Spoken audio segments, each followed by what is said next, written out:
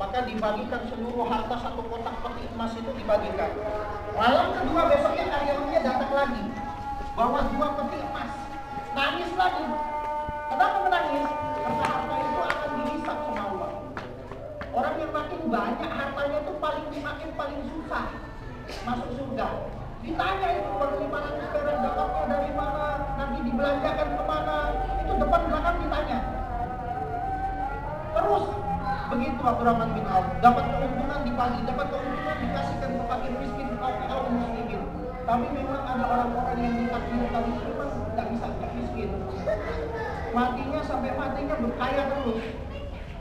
Bahkan Abdurrahman bin Auf itu ketika meninggalkan 1 bulan emas dan didapati emas dari emas yang lain, batangan itu mengeras, tidak bisa dipisahkan karena saking lamanya disimpan.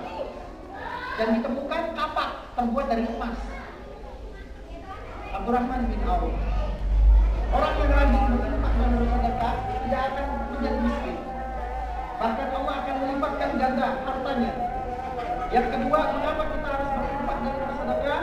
Ternyata di balik infak dan sedekah itu ada obat berbagai macam penyakit, baik penyakit jasmani maupun rohani. Penyakit jasmani dan rohani ternyata bisa disembuhkan dengan sedekah. Rasulullah SAW bersabda, "Dawu mardakum bis sedekah." Obatilah orang yang sakit di antara kalian dengan sedekah. Sakit, berobat kemana-mana, tak kunjung sembuh, puluhan dokter bahkan ratusan dokter, minum obat puluhan obat bahkan ratusan obat, tak sembuh-sembuh, sedekah. Harusnya kan orang sakit itu awal pertama bukan ke dokter, langsung sedekah. Ada seorang kisah viral, ini dikisahkan oleh para ulama di Timur Tengah. Kisah ini viral, kisah nyata dan banyak dikisahkan di berbagai medium oleh para ulama dan para ustaz. Ada seorang ibu di Arab Saudi itu mempunyai penyakit kanker stadium 4. Dokter vonis kurang 3 bulan meninggal. Karena sakitnya dia tidak bisa untuk mengurus keluarganya atau mengerjakan pekerjaan rumah tangga, dicarilah pembantu. Ternyata pembantu itu datangnya dari Indonesia, tenaga kerja Indonesia, untuk dijadikan pembantu rumah tangga. Ada sesuatu yang mengganjal di hati majikannya, sang ibu yang sakit ini.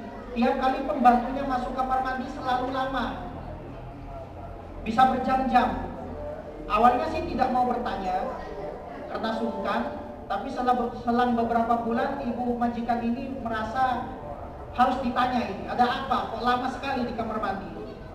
Setelah ditanya, ternyata kata pembantu yang dari Indonesia ini mengatakan, sesungguhnya saya sebelum kesini telah melahirkan seorang bayi dan dia menyusui saya. Menyusui saya tinggalkan untuk bekerja ke sini. Sehingga saya kelebihan air susu yang harus saya buang. Kalau tidak dibuang itu akan sangat menyakitkan diri saya.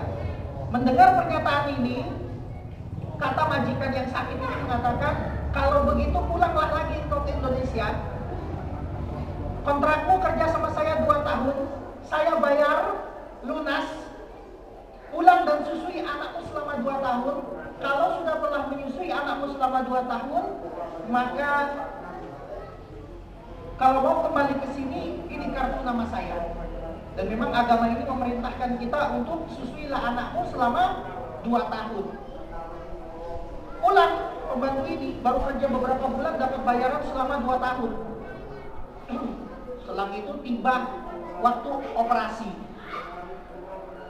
Pada saat dicek oleh dokter, dokternya kaget. Penyakit kanker stadium 4 ibu ini hilang, tidak berbekas. Bahkan jejaknya saja nggak ada. Dokter ini kaget. Sebenarnya ibu berobat kemana? Kata beliau, saya nggak berobat kemana-mana Pak Dokter, cuma kesini. Saya cuma minum air zam-zam sama berdoa di depan Ka'bah. Kalaupun mungkin penyakit saya hilang, mungkin dikarenakan sedekah saya kepada TKI, Tenaga Kerja Indonesia tersebut. Inilah bukti dan banyak kisah nyata tentang bagaimana sedekah itu dapat menghilangkan penyakit. Yang ketiga, membersihkan jiwa orang kaya dari kekikiran dan kebakilan. Memang harus dilawan itu. Harus dilawan. Awalnya kalau buka dompet mau masuk masjid cari nominal yang paling kecil. Tidak apa-apa awalnya. Kemudian ditambah nominal pertengahan. Kalau bisa besok-besok Jumat depan yang paling besar nominalnya masukin ke kotak amal. Untuk melawan sifat kikir dan makir ini untuk 100% manusia nggak bisa. Hanya orang-orang lah yang mendapatkan rahmat Allah yang bisa untuk bisa hilang 100%. Tapi minimal sekali kita berusaha dan berupaya untuk menghilangkan sifat kikir, pelit, bakhil ini. Karena ini merupakan penyakit yang bisa mengantarkan pelakunya sengsara di dunia, sengsara di akhirat. Yang keempat, mendapatkan naungan Allah di padang mahsyar. Tidak ada naungan di padang mahsyar kecuali naungan Allah Subhanahu wa taala. Setiap orang berada di bawah naungan sedekahnya pada hari kiamat hingga diputuskan perkara antara manusia, ditetapkan hukuman di antara manusia. Jadi sedekah ini merupakan salah satu naungan di padang mahsyar. Yang terakhir, sesungguhnya sedekah yang kalian berikan atau pertolongan apapun yang kalian berikan kepada kaum muslimin, itu hakikatnya kalian telah menolong diri kalian sendiri.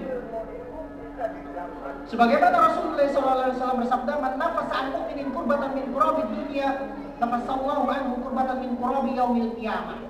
Barang siapa yang membebaskan satu kesulitan dari kesulitan seorang mukmin di dunia, maka nanti Allah akan membebaskan dia dari berbagai macam kesulitan pada hari kiamat.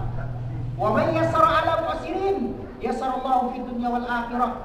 Barang siapa yang memudahkan satu urusan seseorang di dunia, maka Allah akan memudahkan urusannya di dunia dan di akhirat. Wallahu fi aunil abdi ma kana al-'abdu fi auni akhihi.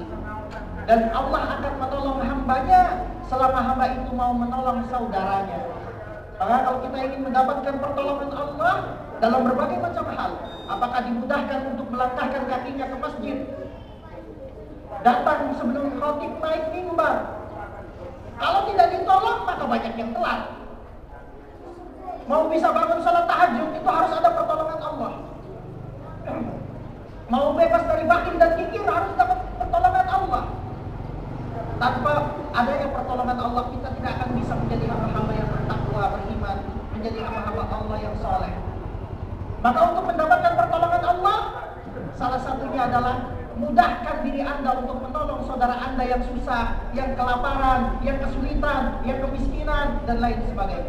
Mudah-mudahan Allah Subhanahu wa taala menjadikan kita sebagai orang-orang yang ahli sedekah, ahli infak, dan mudah-mudahan kita dimasukkan oleh Allah ke dalam surganya yang seluas langit dan bumi. Barakallahu li wa lakum fil Qur'anil 'azim wa nafa'ani wa iyyakum bima fihi min ayatin dzikril hakim. Aqulu qouli hadza astaghfirullahal azim innahu huwal ghafurur rahim.